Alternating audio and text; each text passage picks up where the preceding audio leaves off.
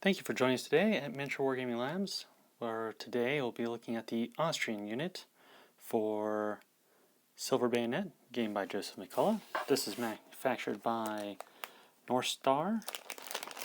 Now it's 8 figures for $33.50, so you're looking at $4.45 piece here. Now I don't have the fancy box because I pre-ordered these and I would just throw the box out anyway.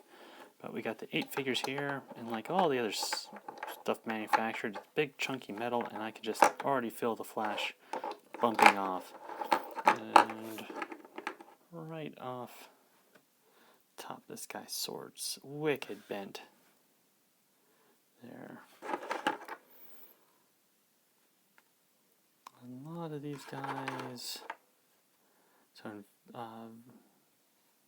lot of interchangeability except for the uniform guys. So that's probably my which one's an infantryman? What's a Damphir? So I'm looking at the description of what's what. So I'll tell you what we're going to do here. We are going to get these guys mounted up on their base. They don't come with bases. Fortunately, I have my own. He's fancy. Got a little pistol in his pocket. It's going to be fun trying to clean that mold line. Of all the models, this has the worst mold lines, and of course it's the hardest one to reach. So, I don't know, let me go get these on the base, get all these metal bits straightened out, and see what they look like on a board. Now I've assembled together my Austrians, put them on 25mm Warlord bases. That way they'll fit into how I base some of the Wargames Atlantic stuff for games of sharp practice, because that's the idea. Get people into playing Joseph McCullough game, because his name carries weight, and then we'll flip over and play some sharps practice, and then work our way up to Warlord's Black Powder Epic. So there's a transition. So this game makes sense in that way. Something I'm going to put on the board here is I'm going to take some green stuff and smooth out the transition from the metal base they come on to the 25mm base. And here in the background I have Warlord Games Ruined Cottage.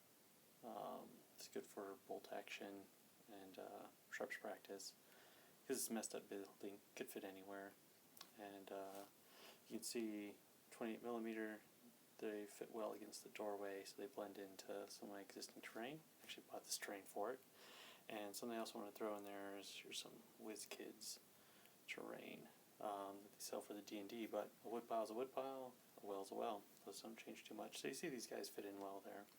So it's good, affordable, scattered terrain. So overall, happy with the set. Probably the biggest issue was straightening out the sabers for the saber wielders.